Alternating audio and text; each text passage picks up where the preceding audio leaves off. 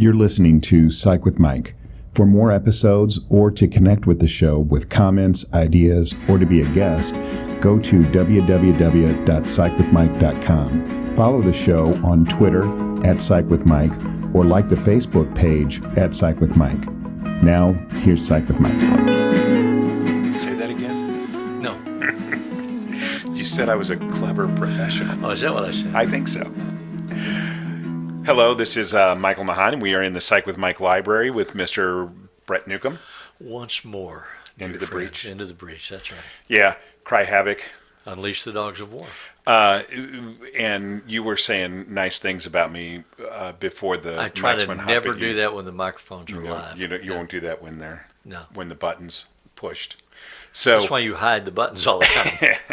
Well, but there are auditory cues as well, so I can't do anything about. Actually, I probably can turn those off, but I don't know how. So But you could learn if it was really important to you. If it was really important, I would endeavor to figure it out. But then if you got that kind of affirmation by hook or crook, you would never believe it. I would feel badly about doing that in an underhanded way. That's right, because you don't do guilt. No, I do it too well. That's the problem. Is I do it too well. You have so much experience with it. Yeah. See, you don't do guilt. I do remorse. Yeah, I do guilt all too well. Yeah.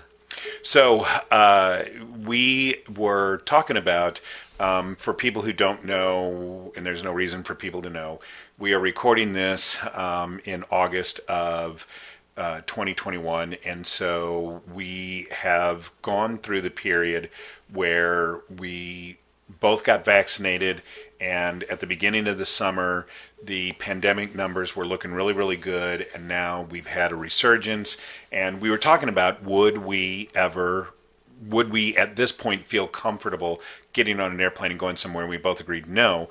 And one of the things that you do frequently is go camping, and one of the things that my wife and I have talked about doing, and we've invested some money in some supplies to do, is to go camping. And you've said that for you, that really feels like going away on a trip. Yes. And so you would say that you get the same kind of rejuvenated experience by going camping as if you went to Mexico or Jamaica. Yes. So it's not the same as being on a beach, but you feel like that for you, the process of going away somewhere is satisfied by going camping. Yes. And it doesn't have to be going far away to go camping. Yeah. Or going to a more exotic geographical locale. It's just being somewhere different, right, outside of a normalized routine. Very much like vacations tend to be. I just really enjoy it. So the topic for this episode is cognitive restructuring, and we're going to get into what all that is and what that means. Sure. But so like if I'm sitting here and I'm thinking to myself, oh, yeah, but if I go to, a lake locally is Mark Twain Lake. If I go to Mark Twain Lake, that's not the same as going to Mexico, going to Cancun. Then that's something that I'm telling myself I could restructure that. I could change the way that I view that if I wanted to. You could, and you should, because it's unrealistic to go right now to Mexico or Cancun or someplace. It is obviously not the same, but the experience of getting away, of being somewhere different, of not being locked into the same parameters, same schedule, same habituated lifestyle, is what a vacation represents to me, and I think to you as well. So you have to be realistic. What can I afford? What can I do? Afford both in terms of money and in terms of health. Right. Is there anything that's available that'll meet those needs? And so you can go do that. I would recommend not Mark Twain Lake. They don't have good campgrounds there. No, okay. But there are a couple of others I'd recommend. Well, and if I were going to do that, obviously, I would have that conversation with you. One of the things that it would be different about us is that my wife and I really, really, really like to fish. You guys don't fish as much. No. So I definitely want to go somewhere. Deep sea fishing in Mexico. Well, no. I mean, We're not doing that. I can go on a lake and go fishing, but that will be one of the things that will be an interest for me is to find some place where we could go and throw a pole in the water. We're not people who go competitively fish. What have you got against poles? I love poles, but that's a whole different conversation. Oh, so you and I have done therapy collectively for probably 70 years or more. yeah, Is that crazy? probably. I mean, when you say that, I mean, so I was talking to a client yesterday, and we were talking about that I am 57 and I am almost 3 times as old as she is. And what I was saying to her is that, I don't feel old. Yeah. Even though I recognize that if I, at her age, when I was 20, and I was talking to somebody who was 3 times my age, I would have thought of that person as ancient. But at almost that age now, I don't feel old. And so that is just a way that we perceive our reality, right? Yes. I don't feel that old. I don't feel old either, but I'm almost 74. And so when we talk about, that My we've done... mental perception, my mental definition of somebody that's 74 is has that changed. they're decrepit. Yeah. And I'm Oh, okay. not decrepit. So are you saying that your mental impression of a 74-year-old has remained consistent, Right. even though your impression of yourself... Oh, okay. See, I was thinking that you were saying that your mental impression of a 74-year-old had evolved. No. Okay. No. That's interesting. When you say somebody in their 70s, I think of my grandfather just before he died. Right. Or my father just before he died. I don't think of me. I mean, I do think of that, and I think, crap, I'm going to die soon. Mm-hmm. But I don't feel it. I'm not ill. I don't have those issues. I can move. I can climb. I can run. But I know a number of people over my lifetime who were in their 70s who physically couldn't do that. Yeah.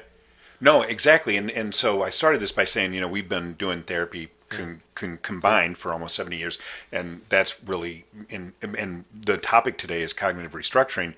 And one of the things that we've talked about frequently as we have evolved in our friendship, we go snow skiing together. We've done that for over 25 years. And we've always, and recently have had the conversation. And I can still beat you down the mountain. You can still beat me down the mountain. But we've had the conversation, at what point would we actually be too old to do it? Think about not doing that. Yeah. And, if you did start to think about yourself as not being able to do that, would that mean that you are getting closer to thinking of yourself being at the end of your life rather than in the middle of your life? Yeah. So to put this in a context of cognitive restructuring, I was thinking, so here, define for us what cognitive restructuring is. It's redefining and organizing your thought processes, looking at reality testing, looking at the objective facts, and your emotional interpretation of those, your reflexive interpretation of those. A lot of times we'll have preformed opinions about what something will be like, and then we try to make reality fit into those preformed opinions. I go to a grocery store. There's a guy at the grocery store that has some animus towards me, I feel. So I go there and I say hello to him, and he looks at me with a look, and I interpret it as that animus, and I get this whole head of steam. I need to reality test that and find out if it's objectively true. Does he dislike me? Is there an issue between us that needs to be addressed? Can it be resolved? Can it be talked about?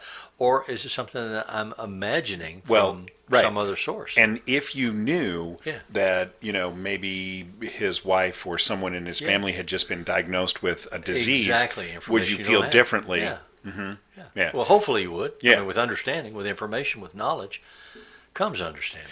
And so when we are talking about this idea of getting older, and you said that your idea of a 74-year-old has remained consistent, I thought that what you were going to say is that your idea of a 74-year-old had changed. So you haven't restructured. So now I'm thinking, oh, only those 90-year-old guys are in trouble. Well, but you haven't yeah, exactly. That's what I thought. Yeah. But you haven't restructured your impression of a 74-year-old. You just don't see yourself. Nor does anyone else. When I say to people, oh, I'm 74, they're like, no, you can't be. You got to be 54. I'm like, yeah, it'd be nice, but it's not true. Okay, yeah, that's interesting, because I would have thought that your definition of a 74-year-old had changed. Well, you're 57. Yeah. I'm a lot better looking than you are. Yeah. Yeah. Well, I mean, I think everybody says that. Well, they do. They all say that. Why do you hang out with that ugly guy? But I also don't think of myself as 57. I mean, I don't. You still see yourself as 35 inside. You know, That's that age set. It's like a weight set. You have an age set. I don't. So I would say that honestly and genuinely, I have never ascribed a perception of age onto myself. Oh, interesting. I've never felt like when I was 15, I don't think I felt 15. And when I was 30, I don't think I felt 30. And now that I'm 57, you know, like I can do the math and I can know that I'm 57 years old, but that feels so abstract to me. Yeah. Because I've always just been me, and I just feel like me, and independent of any age. Yeah. And so I'm interested when people talk about that, and for example, people will say, "Oh, I'm really feeling my age today." Yeah. I hear people say that. I don't even know what that means. Yeah, because to me, that's a physical or physiological reference. Yeah. I'm feeling old. My body won't do what it historically has done, or what I've always been able to make it do, or I'm having pains. I don't think that they're saying I'm adjusting my mental perception to see myself as an older person. Mm-hmm. You posted a video when I was out of town of a speech that we had done in 2004. I showed that to my son, and we discussed it. He was in the 4th grade when that was made. Yeah. And he's like, huh, you're really old. Yeah. Well, and that was really interesting because obviously I've talked a little bit about that I was having technical issues that I'm embarrassed about now, but and I was trying to find opportunities to be able to post something, and we weren't getting recordings done, and so I had found that, and I think that's the only actual physical recording that I have of us back when we were some audio doing things, those but things. not video. Yeah. And I was amazed when I looked at that. When you can see that from 20 years ago, and I feel exactly the same way I did the day that video was made, but I don't look the same. No, you're almost unrecognizable. And so that's really interesting to me. And so when we are talking about this idea of cognitive restructuring, there are ways, or there are times in which restructuring your cognitive thoughts are a really, really beneficial thing, and even maybe a mandatory thing. And there are times when that wouldn't be a good thing. But I think you may need to make a distinction between self-image restructuring and cognitive restructuring, because cognitive implies, or specifically says, there's a thought process involved in terms of the way you understand a situation, the meaning that you assign to it, how you manipulate that data, and motivate yourself to some agenda.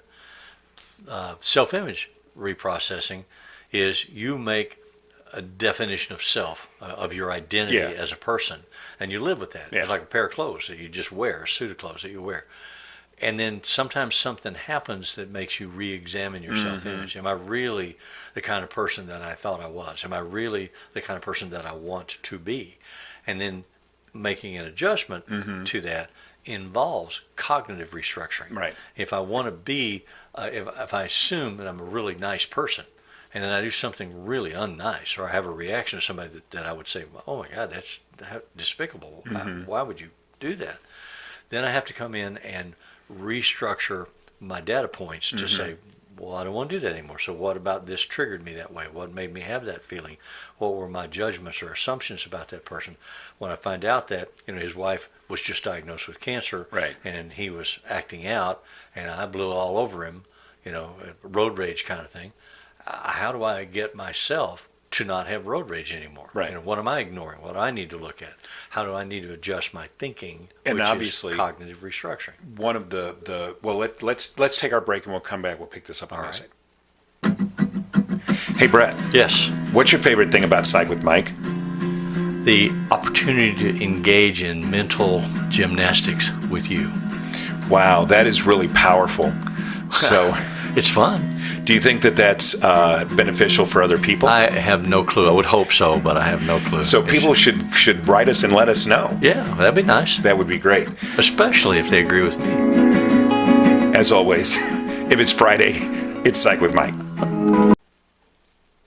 Okay, we're back. And one of the things that I was going to point out is that right now, a really salient example of cognitive restructuring are people who are vaccine hesitant, and they live in an area where there's a lot of the Delta virus that is being expressed, and then they all of a sudden say, okay, yes, I'm going to go out and get the vaccine. So that requires some cognitive restructuring. They have to restructure what they believe about either the virus or about the vaccine and come to a different conclusion. And quite often that process involves making a decision about others and your impact on them, right, than a decision about yourself. Because, continuing that particular example, I may be of the persuasion that I have the right to make this decision based on my own value system about myself. So if I say, I'm not going to do what they're telling me I have to do because it's about my sense of personal freedom.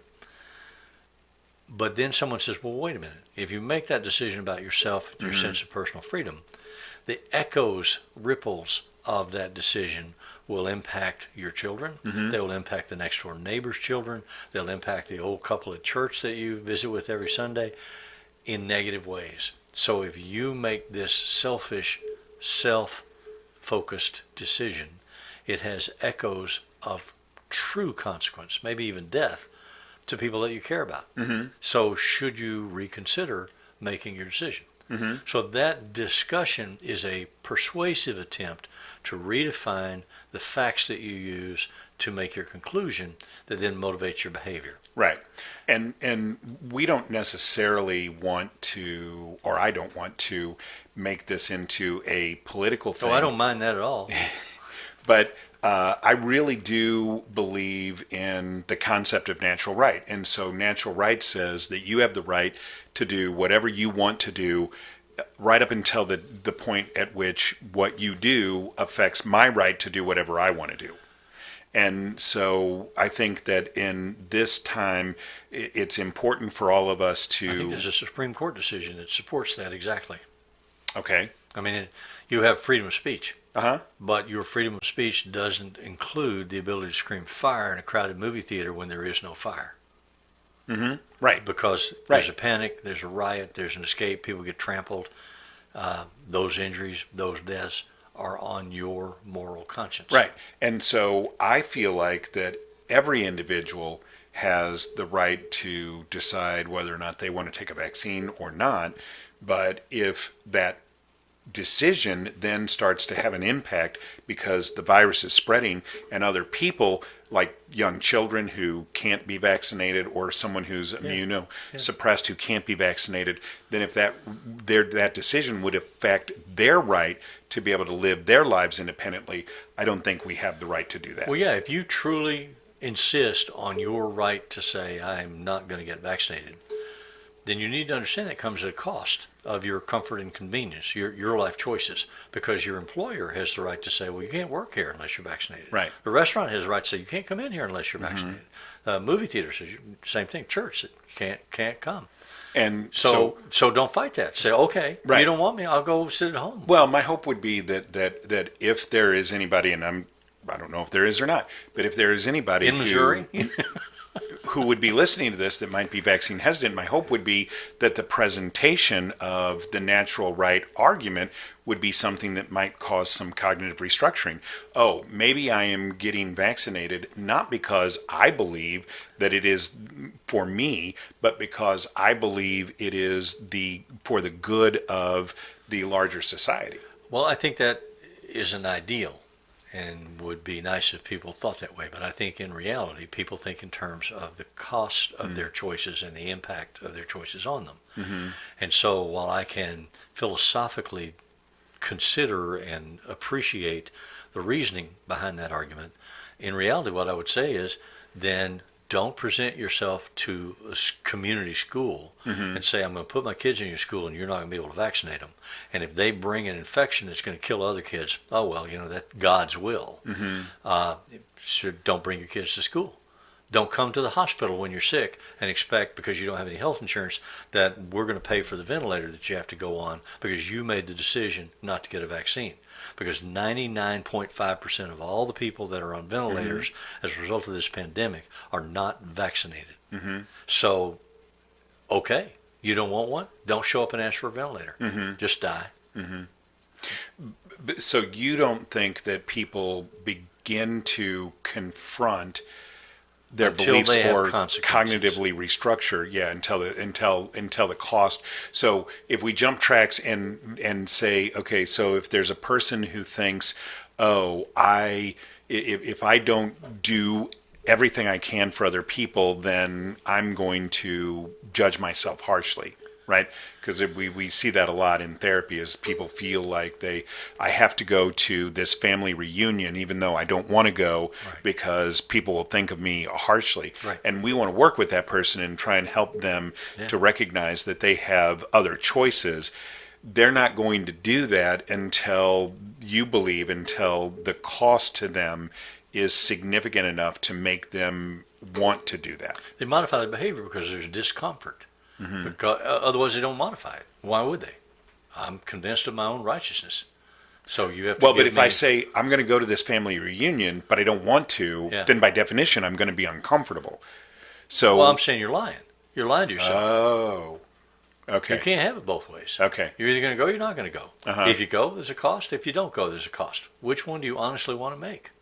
So you would say that from their perception, the cost is greater if they don't go, even That's though their perception. That's Yeah. their perception, Right. And so you want to flesh that out for them and say, because you would say it's probably a greater cost to you to go. I would say let's consider it and discuss all the ramifications Okay, of it. okay. Because there may be things that you haven't thought through.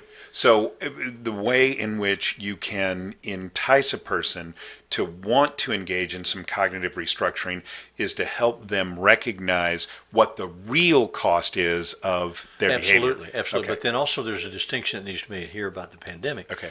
When we're talking about personal freedoms to make Yeah. choices that may have adverse costs for me, but ones I'm willing to pay. Right. And societal responsibilities.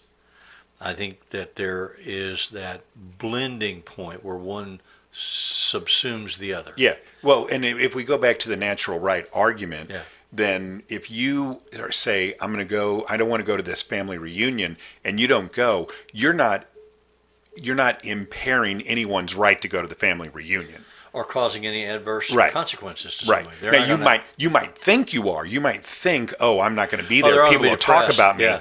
But I mean, the They're truth gonna be is, angry. most people are just really invested in themselves. They might talk about you because they're going to talk about somebody anyway. I saw a video of the news this morning about a man, a 31-year-old man in Missouri, who's on a ventilator in a hospital.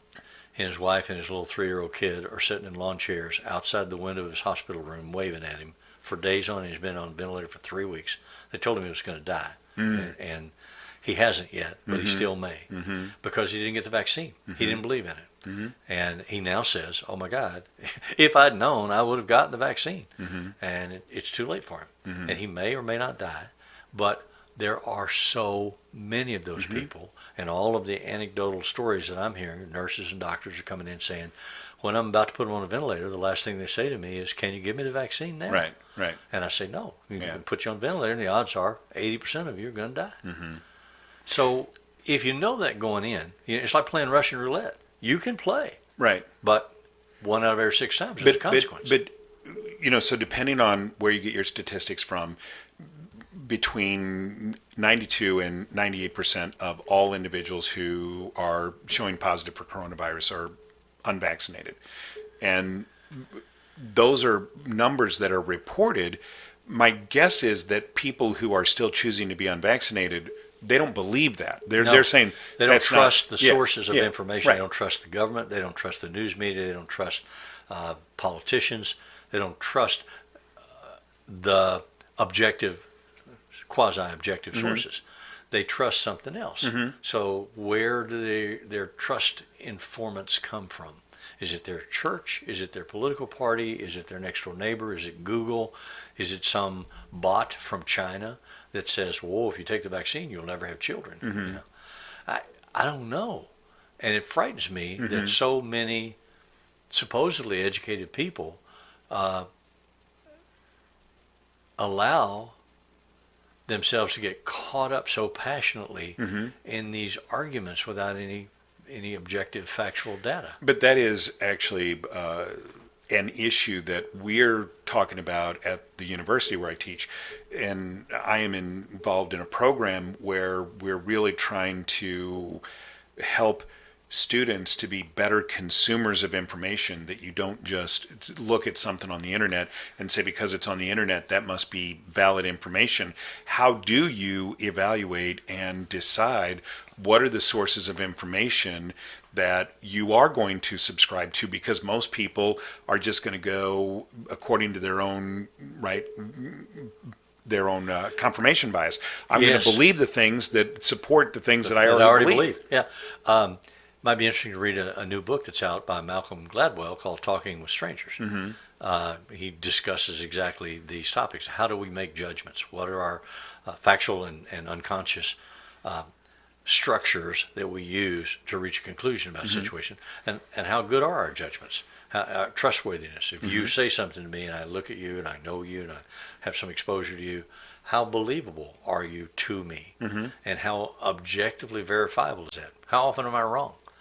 Whether it's who I choose to vote for, or what political party's agenda I support, or what newspaper I read.